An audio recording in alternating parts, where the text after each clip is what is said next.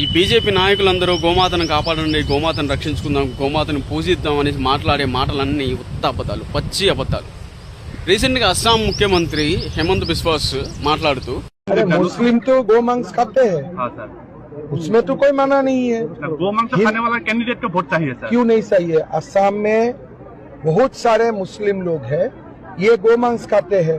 हम मना तो नहीं कर रहा हूँ, हम एक ही बात बोला, घर का अंदर खाओ, सामाजिक प्लेस में मत खाओ। బీఫ్ ని మేము తినండి అని చెప్తున్నాంలే కానీ పబ్లిక్ గా తినద్దు, మీరు ఇంట్లో తినొచ్చు అనేసి మాట్లాడుతున్నాం. తప్పు ఇంట్లో చేస్తే ఓకే, బయట చేస్తే వద్దంటారా?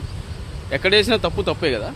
అందుకే చెప్తున్నా, వీళ్ళకి బీజేపీ నాయకులకి హిందుత్వం అనేది, గోమాత అనేది కేవలం రాజకీయం మాత్రమే, కేవలం ఓటు బ్యాంకు మాత్రమే. వీళ్ళ అధికారం కోసం మాత్రమే వీళ్ళు హిందుత్వాన్ని రెచ్చగొట్టి ప్రజల మధ్య గొడవలు పెట్టి ప్రజల్ని రెండు వర్గాలుగా విడగొట్టారు ఈరోజు. అందభక్తులారా, మరి ఈ విషయం గురించి మీరు ఏం సమాధానం చెప్తారు?